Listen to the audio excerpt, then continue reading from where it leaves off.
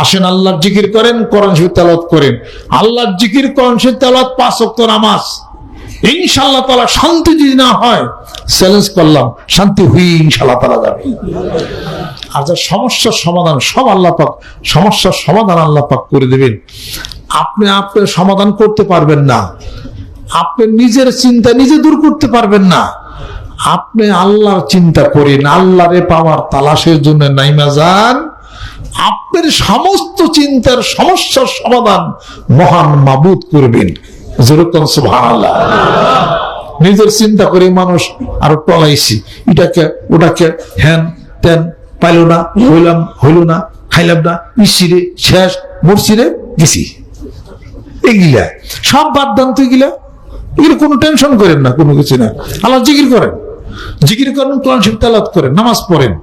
আল্লাহ পাক বলেন, বান্দা তোমার সমস্ত কাজের জমিনদার আমার কুদরতের হাতের মধ্যে নিয়ে গেলাম। যেরকম সুবহানাল্লাহ। ওয়াকানা হাক্কান আলাইনা নাসরুল মুমিনিন ইযা আসাবাতহুম মুসিবাতুন ক্বালু ইন্না লিল্লাহি ওয়া ইন্না ইলাইহি রাজিউন। ইন্না লিল্লাহি বেশি বেশি পড়েন, লা হাওলা বেশি বেশি পড়েন, বিসমিল্লাহ বেশি বেশি পড়েন, কোরআন শরীফ তেলাওয়াত বেশি বেশি করেন, সূরা দুখান পড়েন, সূরা ওয়াকিয়া পড়েন, আল্লাহুম্মা ইন্নী আসআলুকা মিন ফাদলিকা বেশি বেশি পড়েন। আল্লাহ পাক দেখবেন যে আল্লাহ পাক রাজি খুশি সব সমস্যার সমাধান।